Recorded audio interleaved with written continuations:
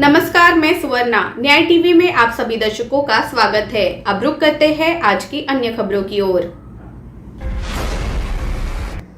भाजपा सांसद और पश्चिम बंगाल के उपाध्यक्ष सौमित्र खान ने केंद्रीय गृह मंत्री अमित शाह को राज्य के हालात को लेकर पत्र लिखा है। उन्होंने हाल ही के घटनाक्रमों के मद्देनजर केंद्रीय गृह मंत्री अमित शाह से राज्य में केंद्रीय फोर्स को तैनात करने का आग्रह किया है। बता दें कि हाल के घटनाक्रमों के कारण हावड़ा जिले के कई क्षेत्रों में इंटरनेट सेवाओं को निलंबित कर दिया गया था और कर्फ्यू लगा दिया गया था। सौमित्र खान ने अमित शाह से पश्चिम बंगाल को जलने से बचाने की अपील की है। उन्होंने पत्र में लिखा है कि बंगाल सुरक्षित नहीं है। यहाँ के लोगों को सुरक्षित रखने के लिए आपको अमित शाह जल्द से जल्द एक केंद्रीय बल नियुक्त करना चाहिए और पश्चिम बंगाल की सुरक्षा उन्हें सौंपनी चाहिए ताकि पश्चिम बंगाल के लोगों को दमनकारी और अत्याचारी सरकार से आजादी मिल सके। साथ ही सौमित्र खान ने शाह को राज्य की स्थिति से अवगत कराया और कहा कि 9 जून को हावड़ा में विरोध के नाम पर राष्ट्रीय राजमार्ग को 6 घंटे के लिए अवरुद्ध कर दिया गया,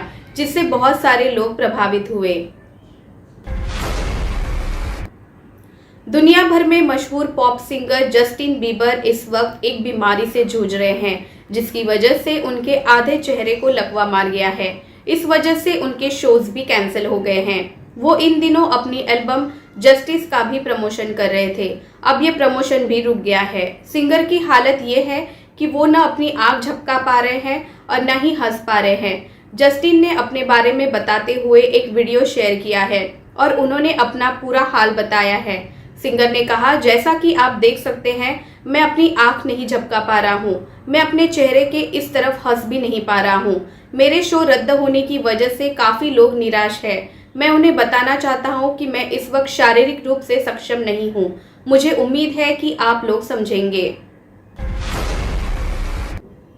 ब्याज दरों में बढ़ोतरी से ऑटो और होम लोन हुआ महंगा। आरबीआई की ओर से बीते बुधवार को रेपो दर में 50 आधार अंकों की बढ़ोतरी के बाद बैंकों और वित्तीय संस्थानों ने ब्याज दरों में वृद्धि शुरू कर दी है। इससे होम, ऑटो और पर्सनल लोन महंगे हो गए हैं। रेपो दर में वृद्धि के बाद ICICI bank, bank of Baroda, PNB, bank of India, Indian bank, Indian overseas bank और एचडीएफसी लिमिटेड ने कर्ज की दरों में बढ़ोतरी की है। बता दें कि रेपो दर उसे कहते हैं जिस पर आरबीआई छोटी अवधि की जरूरत को पूरा करने के लिए बैंकों को कर्ज देता है। निजी क्षेत्र के आईसीआईसीआई बैंक ने रेपो आधारित बाहरी बेंचमार्क उधारी दर को 50 आधार अंक बढ़ाकर 8.10% से 8.60% कर दिया है। पीएनबी ने रेपो आधारित उधारी दर को 6.90% से बढ़ाकर 7.40% और बैंक ऑफ बड़ौदा ने भी बढ़ाकर 7.40% कर दिया है। एचडीएफसी लिमिटेड ने होम लोन की दरों को 0.50% की बढ़ोतरी की है। इससे 20 वर्ष की अवधि के लोन पर प्रति लाख 31 रुपए ज्यादा देने होंगे। एसबीआई ने रेपो दर में बढ़ोतरी से पहले ही बाहरी बेंचमार्क उधारी दर को बढ़ाकर 7.05% कर दिया है।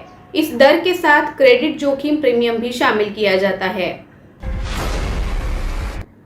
अनुभवी भारतीय मुक्केबाज एमसी मेरी कॉम को घुटने में चोट लगने के बाद शुक्रवार को राष्ट्रमंडल खेलों के 48 किलोग्राम के ट्रायल्स के बीच में ही हटने के लिए मजबूर होना पड़ा।